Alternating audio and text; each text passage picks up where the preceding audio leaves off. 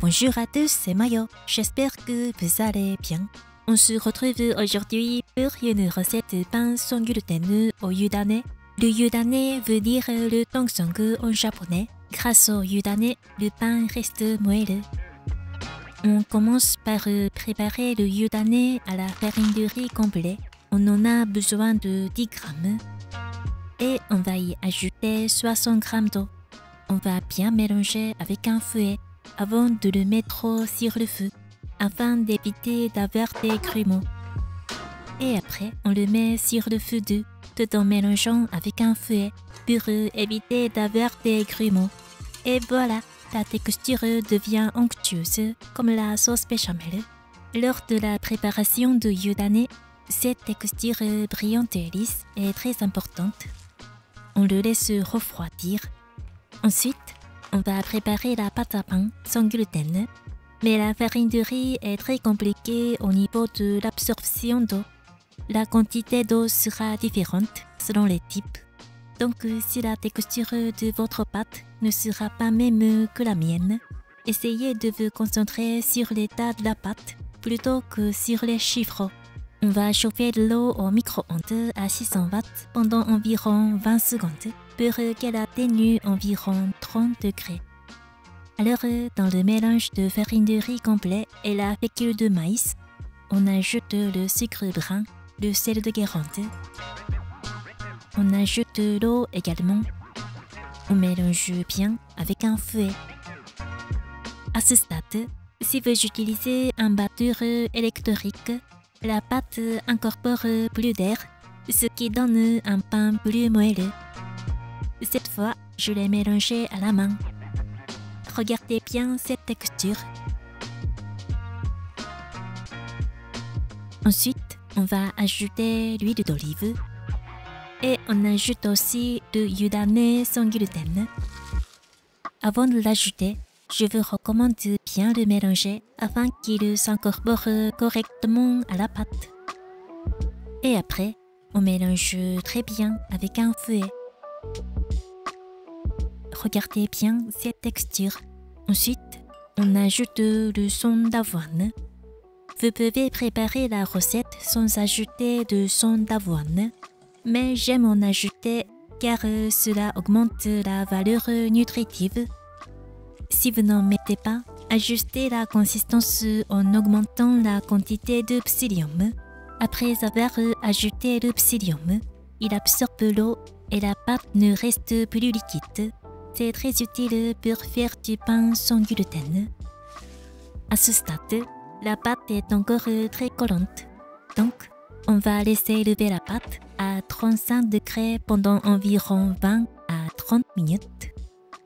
Après la fermentation, la pâte a gonflé et elle est facile à manipuler. Après avoir pesé la pâte entière, on va la diviser en 5. Merci d'avoir regardé cette vidéo.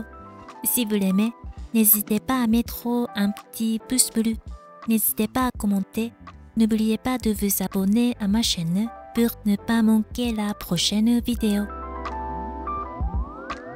Chaque pâte pèse environ 115 grammes. La pâte à base de farine de riz a tendance à sécher facilement, donc couvrez-les avec un torchon humide pendant le façonnage. On va plier les bords de la pâte vers le centre. Et on la retourne.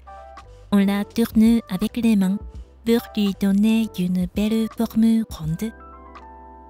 Si la surface n'est pas lisse, saupoudrez un peu de farine et on va placer ce côté en dessous.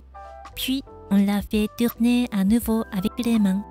Cela rendra la pâte lisse et uniforme. Voilà, c'est parfait. Une fois la fermeture bien scellée, c'est terminé. Vous pouvez également ajuster la forme en la tenant dans la paume de la main. On va placer les pâtes sur les plaques de cuisson. et on va vaporiser de l'eau sur la surface afin qu'elle ne sèche pas. On les couvre avec un torchon humide et on les laisse lever pendant environ 15 minutes à un endroit tiède, sur le dessus d'un four chaud par exemple. Après la fermentation, vous pouvez voir quelques petites bulles à la surface. C'est le signe que la fermentation est terminée.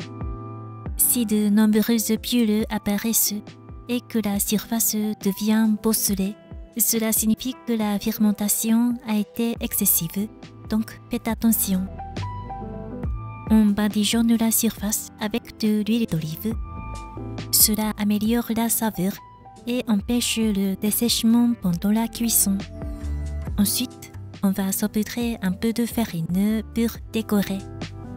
Et on fait cuire au four préchauffé à 200 degrés pendant environ 25 minutes.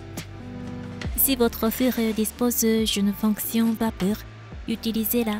Sinon, je vous recommande de placer un ramequin rempli d'eau dans le four dès le préchauffage. Voilà, c'est parfait. C'est bien cuit. L'intérieur est moelleux grâce au udane à la farine de riz.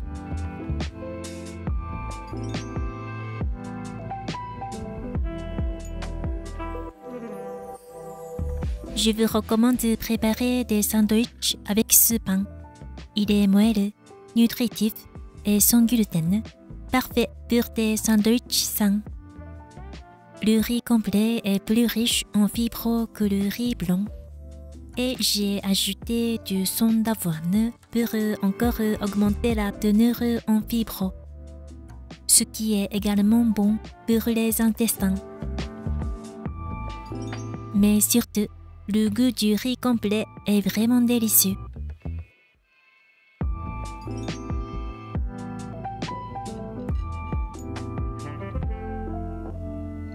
Le pain à la farine de riz devient encore meilleur lorsqu'il est grillé.